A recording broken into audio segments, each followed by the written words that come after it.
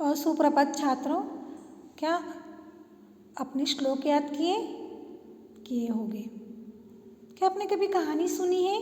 कौन कौन सी कहानी सुनी है? कहानी सुनना आपको अच्छा लगता है?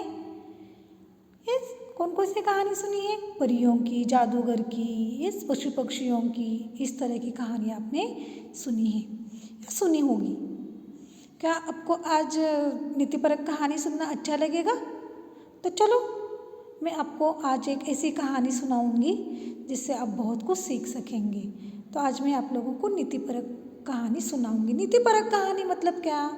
तो जीवन में जो भी हम आचरण करते हैं, व्यवहार करते हैं, लोगों के साथ किस तरह बात करनी है, कैसे बैठना है, उठना है, इन सब का ज्ञान हमें इन कहानियों के द्वारा मिलता है। ऐसे कहानियों को हम नीतिपरक या मूल्यपरक कहानी कहते हैं। तो देखो, आज मैं एक आपको कहानी सुनाने वाली हूँ जिस कहानी का नाम है जीवन का मूल्य। तो यह कहानी पुराने समय की है। एक दिन एक आदमी गुरु के पास गया और उसने उनसे कहा कि बताइए गुरुजी, जीवन का मूल्य क्या है?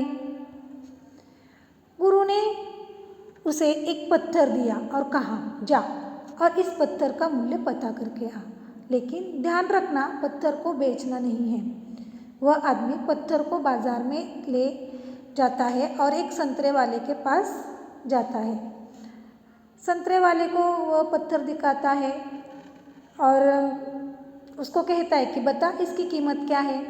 संतरे वाला चमकीली पत्थर को देखकर बोला कि 12 संतरे ले जा और इसे मुझे दे जा। तो 12 संतरे के बदले में वो उस पत्थर को लेने वाला था, मतलब उस पत्थर का जो मूल्य है उसने 12 संतरे बताया। वह आदमी संतरे वाले से बोला कि गुरु ने कहा है कि इसे बेचना नहीं है, सिर्फ उसको उसकी कीमत जाननी थी। फिर वो और आगे जाता है। आगे उसको सब्जी वाला मिलता है। सब्जी वाले को वो पत्थर दिखाता है। सब्जी वाले ने उस पत्थर को देखा और कहा कि एक बोरी आलू ले जा और इस पत्थर को मेरे पास छोड़ जा। उस आदमी ने कहा कि मुझे इसे बेचना नहीं है, मेरे गुरु ने मना किया है। आगे एक सोना बेचने वाला सुनार के पास वो गया और उसे वो पत्थर दिखा। देखो, अभी सुनार तो सुनार होता है, सुनार को उस पत्थर की कीमत पता थी। वो कोई मामूली पत्थर नहीं था। सुनार उस चमकीली पत्थर की ओर देखता है और 50 लाख कीमत उसकी बताता है। फिर दोबारा उसके मना करने के बाद उसको वह कहता है कि मैं उसके लिए 2 करोड़ देने के लिए तैयार हूँ और इसकी कीमत इतना ही नहीं, 2 करोड़ अगर नहीं है तो तुम जो भी कीमत मांगोगे वह कीमत मैं तुम्हें देने के लिए तैयार हूँ। उस आदमी ने सुनार से कहा कि मेरे गुरु ने इसे बेचने से मना किया है, क्योंकि वह पत्थर उसको बेचना नहीं था। तो क्या करना था? सिर्फ उसकी कीमत या उसका मूल्य उसको जानना था। आगे हीरे बेचने वाले एक झोरी के पास वो गया और उसे वो पत्थर दिखाया। झोरी मतलब जो हीरों को पहचानता है। तो झोरी ने जब इस बेशकीमती रूबी को देख लिया तो सबसे पहले उसने रूबी के पास एक लाल कपड़ा बिछाया, फिर उस बेशकीमती रूबी की परिक्रमा लगाई, माथा टेका, एक झोरी बोला। फिर वह झोरी बोला कि कहाँ से लाया है यह बेशकीमती रूबी? सारी कायनात, सारी दुनिया को बेचकर भी इसकी कीमत नहीं लगाई जा सकती, यह तो बेशकीमती है। तो इस तरह उस व्यक्ति ने उसकी कीमत जो है वो लगाई नहीं जा सकती। यह उत्तर जब वह व्यक्ति पाता है तब वह दोबारा लौटकर अपने साधु के पास या गुरु के पास वह आता है और वह आदमी हैरान हो जाता है, परेशान होकर सीधे गुरु के पास गया और अपने आप बीती बोली, अब बताओ गुरुजी, मानवीय जीवन का मूल्य क्या है? तो मानवीय जीवन का मूल्य क्या है, हमारे जीवन का क्या मूल्य है, यह जानने के लिए वो गुरु के पास गया था और गुरु ने उसको यह काम दिया था। इसके सहारे वो उसको जीवन का मूल्य बताना चाहता था। तो गुरु बोले कि तूने पहले पत्थर को संतरे वाले को दिखाया, उसने इसकी कीमत 12 संतरे बताई। आगे सब्जी वाले के पास गया, उसने इसकी कीमत 1 बोरी आलू बताई। आगे सुनार ने 2 करोड़ बताई और झोरी ने इसे बेशकीमती बताया। अब ऐसे ही तेरा मानवीय मूल्य है। इसे तू 12 संतरे में बेच दे या 1 बोरी आलू में या 2 करोड़ में या फिर इसे बेशकीमती बना ले।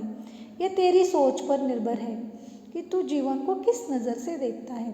तो छात्रों, इस तरह इस कहानी के माध्यम से यही कहना चाहते हैं कि हमारा जो जीवन है वो अमूल्य है। मतलब आपने सुना होगा कि मनुष्य को मतलब इस पृथ्वी पर एक ही बार यह मनुष्य जीवन मिलता है और इसका हमें सही ढंग से उपयोग करना चाहिए। हमारी जो कीमतें हमें पहचाननी चाहिए।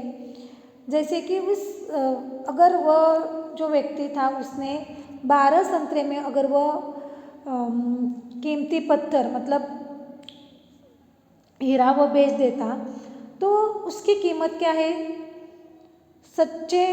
मतलब सच में उसकी कीमत क्या है वो पहचान नहीं पाता। और इसलिए हमारे जीवन में भी ऐसे ही होता है कि हमारा जीवन जो है वो बहुत मतलब अच्छा जीवन है, इसमें हमें सोचकर काम करना चाहिए। हमारे जीवन का मूल्य हमें तय कर देना चाहिए।